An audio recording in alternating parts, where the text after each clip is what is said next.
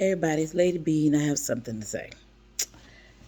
Um, this is like about the fourth time I've tried to do this because I'm concerned. I don't want it to sound like I'm teaching defiance or rebellion against leadership because that's not what I'm doing.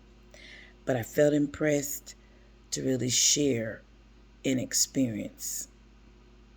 And I think it's kind of like an experience and a word that go together. When I was having my last child, I was in the hospital, and you know how they hook you up and so forth. And I was feeling pains, but the nurse kept telling me that I wasn't having contractions because the machine I was hooked up to was saying I wasn't having contractions. But I knew what I was feeling. And I mean, it got so bad. Even my mom was like, if she says she's in pain, she's in pain.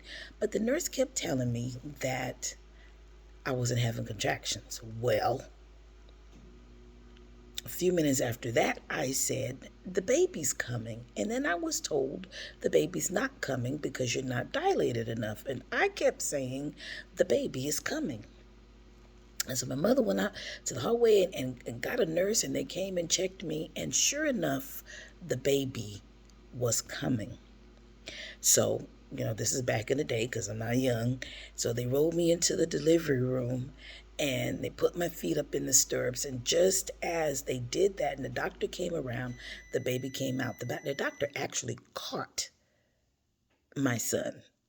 That's how fast this all went. What the Lord impressed upon me is some of us, we have been feeling the baby coming. And the machine, the systems that man has put in place in denominations and so forth have been telling you that it's not time, the baby's not coming. But it's not even about you having to push. The baby is coming. I want to encourage you because if God has called you to something, spiritual nature is going to kick in, and what God has purposed for you to birth, no one is going to be able to stop that.